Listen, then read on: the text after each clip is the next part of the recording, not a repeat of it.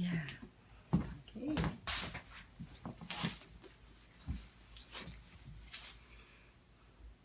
Hi. Hello.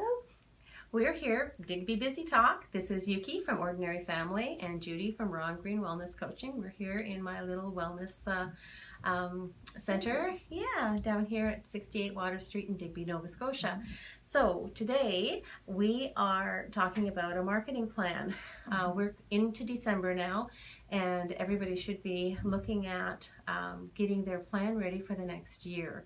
And so we just have a few points that we were discussing earlier that we think is critical and that we didn't necessarily know when we first started out. No, this is learn by doing. That's right. Learn by doing, Yeah. falling down, picking ourselves up, and getting back at it again. So yes, we're learning all the time. Yeah. One thing is time doesn't wait. So we learn that we have to be ahead of time. Exactly. Then, yeah. And people need planning, especially if you're doing courses or classes or that sort of thing, or it's a larger ticket item. They need to plan so that they have the funds available and the time available. And sometimes it can be, like, I like to plan my classes at least 3 months in advance for my own timing. I really don't start marketing them until about 6 weeks before the class, and then start heavy marketing leading up to the class, and then having like a cutoff date, and sometimes incentives for, you can do early bird pricing as an incentive, and if people leave it right to the last minute, well, then there's a larger cost because there are some challenges with trying to pull it together for an extra person or two at the end. It actually depends on what kind of business you have and what kind of products you're selling.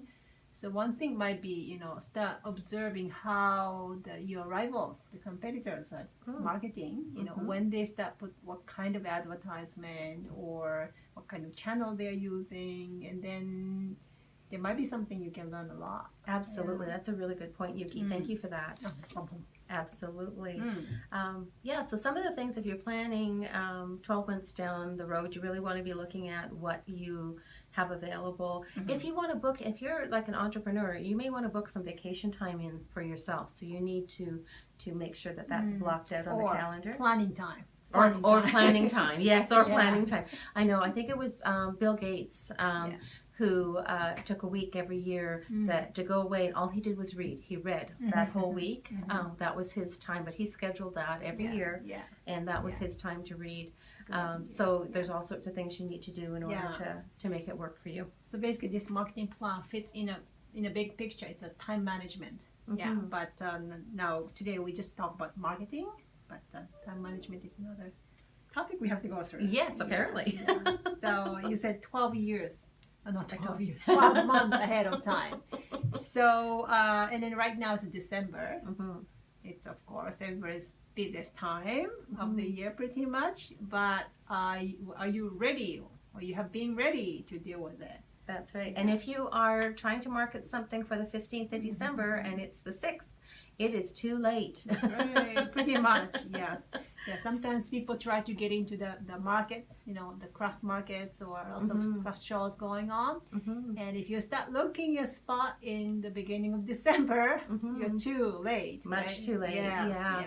And oftentimes people rebook those. So that's a really good point, is that sometimes there's not a lot of open spaces. You need to get on a waiting list for a lot of these. A year ahead. Absolutely. So those are uncontrolling timing. You cannot really control, there's the Christmas comes every year at the same time, or summer, winter, what else, Easter, whatever. Absolutely. And even spring, because Yuki had said, if you have a cleaning company, well, spring cleaning is going to be a big marketing time for you. It triggers people's mind. Oh, and the gardening is another thing. That's right. People start thinking, and people start getting antsy to spend money. So exactly. And for my business, when people are thinking about health and wellness, often they, after the summer, where they've been looking after kids or vacationing, then when the kids get back into school, they're looking in September to get back into healthier habits. And then, of course, with the New Year's resolutions, January is always a fabulous time to be offering things as well.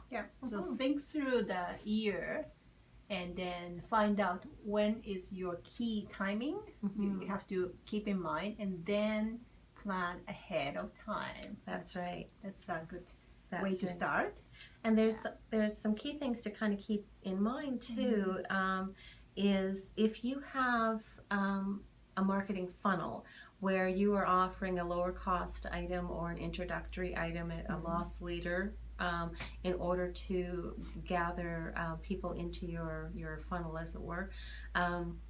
And then you've got the next offering and the next and the next. You need to plan and give them time in between to make those decisions and be ready for the next time.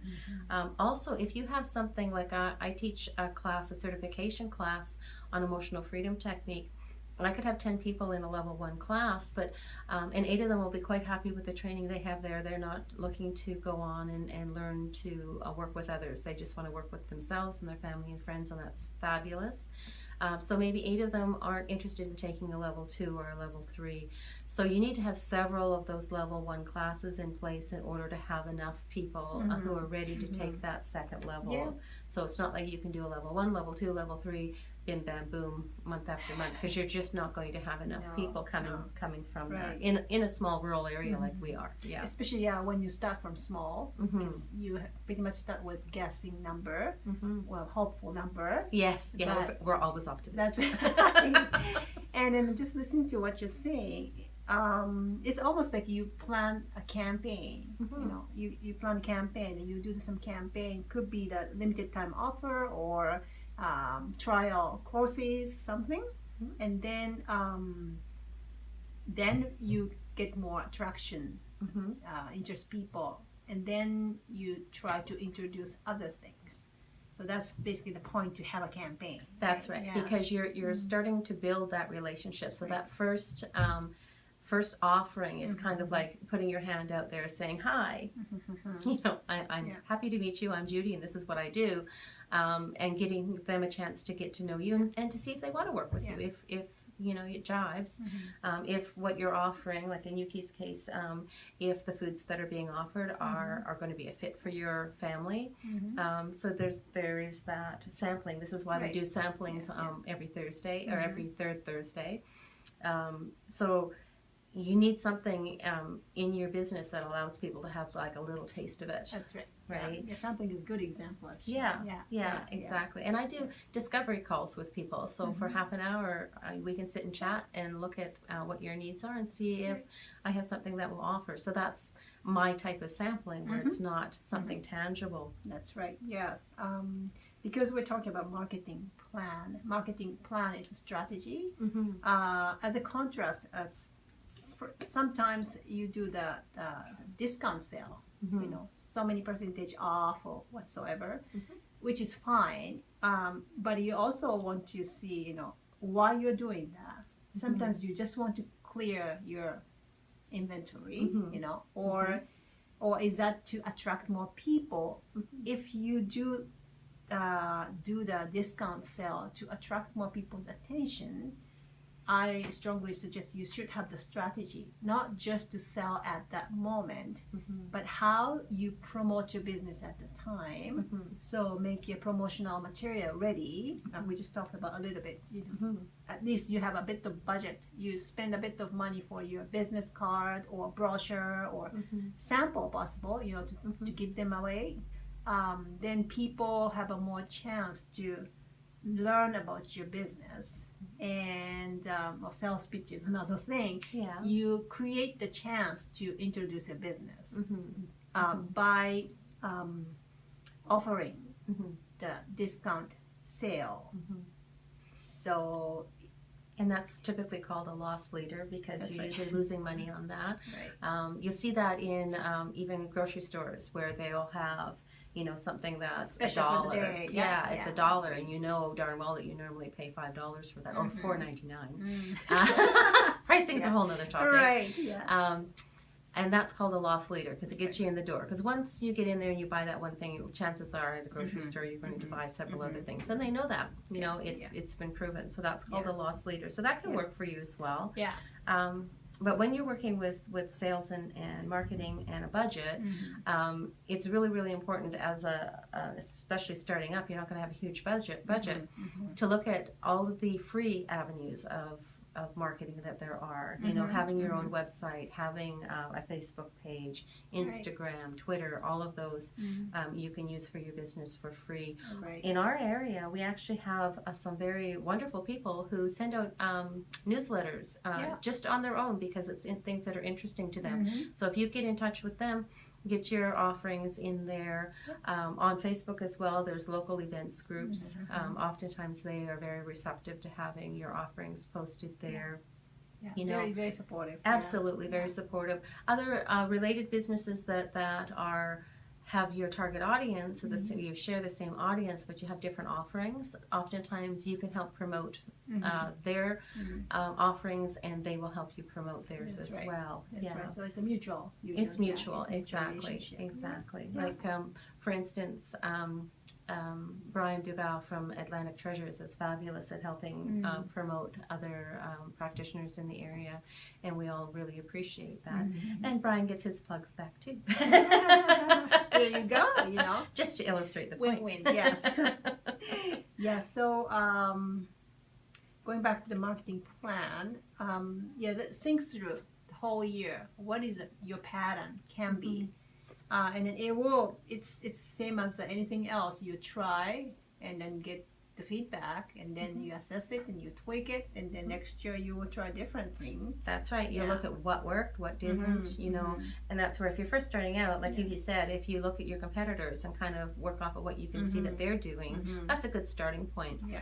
But once you start having data year after year, you can start making better, more targeted decisions yourself based on your own information. Yeah. And I mean, sometimes there's things like our weather here in the Atlantic provinces can be quite treacherous in January, February, and there's a lot of people who don't want to drive on the roads. Right. So oftentimes having a snow date already assigned for events is really, really critical, because then people will make sure that they've got both time slots available because they know what the weather's like. Yeah. And then they're not feeling pressure to be on the road when they shouldn't, and we don't want anybody having accidents. So I've been in that position myself, been out on the road when I shouldn't have.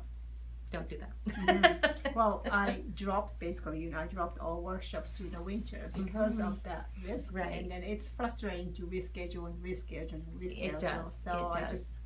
Exactly. And one of the things that I'm starting to do is do more offerings online, so that weather isn't a factor in those times. Yeah. Or like Bill Gates, you said, just make it your off time and then utilize it for yourself, gain your knowledge and skills at the time, and then apply that. Exactly. For the busy season. Yeah, exactly. Because Yuki said, like, it's even a good idea to spend a week, plan, like, put it in your schedule, have a week to be working on your marketing for the year, to be working on your business, because it's fun when people first start about, especially accidental entrepreneurs. It's like, oh, I have this thing and I like doing it, and people want to buy it, so here, I'm going to sell it. Wonderful. Yeah. And that's like, okay, wonderful, awesome, but that's like 10% of your business.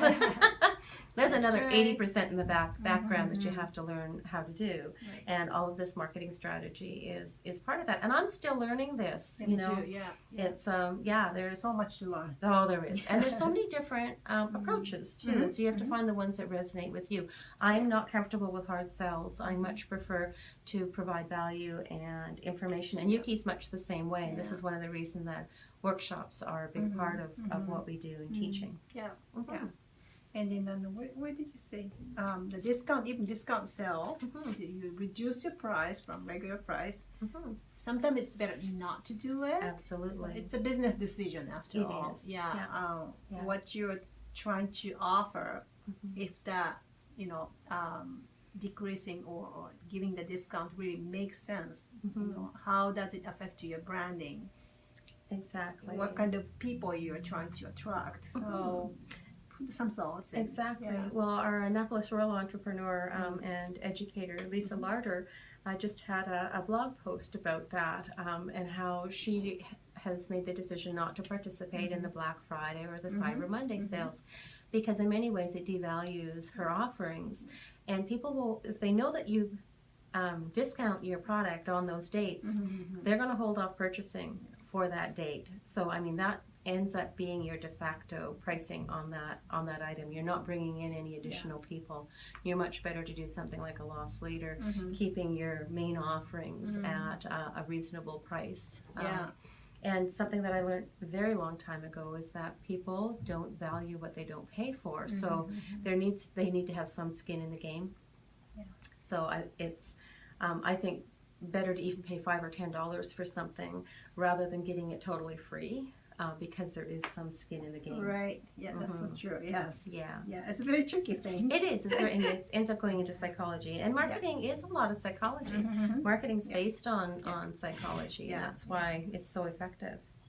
Yeah, I avoiding those Black Friday, and so even that's why I don't know what it is. But because my personal, my preference as well, and then the people I'm dealing with are not the material driven people, so they don't really go just because it's a shopping time. And then if my products are aiming to those people, my attitude should be different. But my business concept is totally off from that, so I have no reason to react with Black Monday or when you said Cyber Monday, Black Friday. It's Black Friday in the U.S. and Cyber Monday in Canada. Yes. See how little I know. You can tell. I like to shop. I'm sorry. But I mean, depends. That's why it depends on you have to know your clients, absolutely, or customers, and then you work accordingly. Exactly. Well, a couple of the strategies that I use, like right now, because I'm discounting all of the Epicure products I have in stock, and I've been an Epicure consultant for a number of years, but I'm choosing to focus more on other aspects of my business, so I'm needing to clear out the stock that I have in hand. So I am doing clearance sales for the Epicure products, but once those are done, they're done. I'm not getting more in, so it's done. And Yuki had also pointed out earlier when we were talking that sometimes when you're closing out one program, you're not going to offer it any longer. You will do a time limited. This is it. This is the last chance to get in on this, and this is the pricing, and it's not going to be offered again. You know, I may have another program that has aspects of it, but this program, as it's written right now, will not be offered again. So there are good reasons for discounting, but just understand that there are consequences of discounting. So this marketing plans almost going with your business plan as well. You know which direction you're going to, when you're going to make a decision, and then that might affect on your marketing plan. Meanwhile, utilize that opportunity to give another shot to your potential customers. You know, that's right. This is a time limited offer. I'm not going to do it anymore, but you know, this is the last chance. And then when they come, that's also a good opportunity to introduce your, you know, future vision. That's right. And then that's why don't be ready for that. Prepare your promotional material. Think ahead. That's right. Have it available. So you're ready to give them more information about your future, you know, the future vision, and then customer may be interested in it. Exactly. Like that first sale to that person who was a stranger and is now a customer or a client is called a front end sale or a first sale. And that's going to be your most expensive sale. You have actually invested time and money in getting that person in the door and making that purchase. When that person purchases from you again, you are not spending as much money to get get that second sale. So it is vitally important to build those relationships with your clients and continue to offer them products and services that they want. And so it's interesting because sometimes your client base will drive the direction of your business, and then you need to review your marketing plan quite often. I would say even more often than once a year. Like you'll finalize it once a year, but you should be adjusting it and tweaking it as necessary, at least quarterly. And then just in addition, the repeating, you create your own pattern, or your consistency, maybe that's the way. Consistency actually provides in the long term the good. It's a branding as well, but also if you do things regularly, like our sampling Thursday, right? And then it's easier for people to remember. Yes. And then subconsciously people then get the next one easily and remember better, and then the chance is better. We have a better chance to get more people coming. Absolutely. So, it takes time, but it's another strategy. You plan ahead of time, and then you stick with it for a while, and then see what happens. Give a year or two, and then you can tweak from there. Absolutely. And that's a good point. A year or two. It takes time, and we would like to see results a lot faster than they actually happen. And having had businesses in an urban area and now being in a rural area, it takes a lot longer. Like, one of the things I like about living in Digby and in Nova Scotia is that it is a slower pace of life. That's right. Yeah. That's right. But it's in all aspects of right. life. Yeah. So you've got to be patient. you've got to be a lot more that. patient. Exactly. Yes. Yeah. Exactly. And things do take longer to get going. So don't be discouraged. You're not alone if it's taking That's right. if it's taking a while. It's not you. It's not you. Because it's the pace here. Exactly. And so there's a danger in thinking that it's not working. Like you put stuff out there, marketing, and I so relate to this. The first 2 years, I would put information and marketing out there, and I wouldn't hear anything back. It was like crickets. I wasn't getting any feedback. Right. And then eventually I'd be somewhere and somebody would introduce me to someone else, and they'll go, "Oh, I saw your ad in this community paper, and oh, so and so was talking about you." And so it does start, but it's outside of your realm of observation for quite a while, and it takes time. You get a surprise, but it takes time. It does. It takes time. But it's slowly going, so keep going. It is. Don't give up. That's right. That's pretty important. Yes. Yeah. Absolutely. Yes. So, in summary, we recommend you have a plan. A yearly plan would be nice. First, see where your key timings are. Right? And then if there's uncontrollable points or timings, you just put that on your calendar first. And then if you were aiming, say, spring sale or a Christmas, whatever, then you have to count, how much ahead do you have to plan?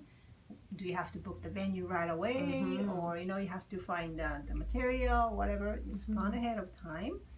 In the meantime, for promotion-wise, you may want to plan some campaign thing. So quite typical way is to have some sort of special offer. Right? It could be discount sale. It could be a time-limited offer. It could be some introductory trial, offer. So you think about those things and then find out what timing is the best. Like us, if you want to have a class, face-to-face class, then you may want to avoid winter time, while summertime is another busy time, tricky time. Back to school time is another tricky time. But if you are dealing with senior, for example, the back to school time might not be that big deal. And a daytime may be better for your senior clients, where a busy mom who's got kids after school and works during the day, and her weekends may be full too. So evening might be. Evening might be better. So you kind of need to sometimes even just ask your clients, what's going to work better for them. Yes. So did I miss anything? About building the relationships with clients. A newsletter is a really good way to do that. MailChimp, I can't remember, there's a certain number of people that it doesn't cost you anything when you have a certain number of people. So it's a good way to get started. And though it might be a bit difficult for somebody who is freaked out with computer. Well, then you need to hire someone. So that's another thing too. Even the planning. We emphasize it's very important to plan, but if you are not good at planning, what do? Exactly. You hire someone. You know, there's business coaches who specialize in time management and in planning and in marketing. Yeah. You know, Yuki does marketing consulting for people and is fabulous at it. So it's okay to reach out and get some expert help for you. Or even check with Nova Scotia Works. Yes. They provide a lot of support, and then I don't think they charge anything. No, or I think there's some programs where they cover 80% of a class, and you only pay 20%. So Nova Scotia Works, or you know, the organization in your area that does similar job placements and helping support for entrepreneurs is fabulous, because I mean I'm learning about opportunities that are there that I wasn't even aware of, and I've lived here for 3 years. So quite often that kind of structure helps you to keep going. If you all do yourself, quite often you get lost because you don't know what to do. And you get discouraged. That's right. Absolutely. So reach out, because there is lots of opportunities and supports for you. And people are nice. Yeah, they are. Hey, we're from Nova Scotia, of course. That's right, of course. Yes, it's a nice place. It is. Just slow pace, that's all. Yeah, slow pace. Awesome. All right, so we still have lots of other topics to go, but today is pretty good. I want to thank you, Yuki, for keeping us on topic. Oh, sure. Because I'm like squirrel. planning, right? Yeah, agenda and planning. It's awesome. Yeah, awesome. So it helps. Yes. It does. Well, thank you for joining us again for Digby Busi Talk, and we will be back again in January. That's right. So, Merry Christmas. Yes, Merry Christmas and Happy Holidays. However you may celebrate the holiday season. Yes, just stay warm and healthy, and then see you next year. Wishing you the best. I made a smile.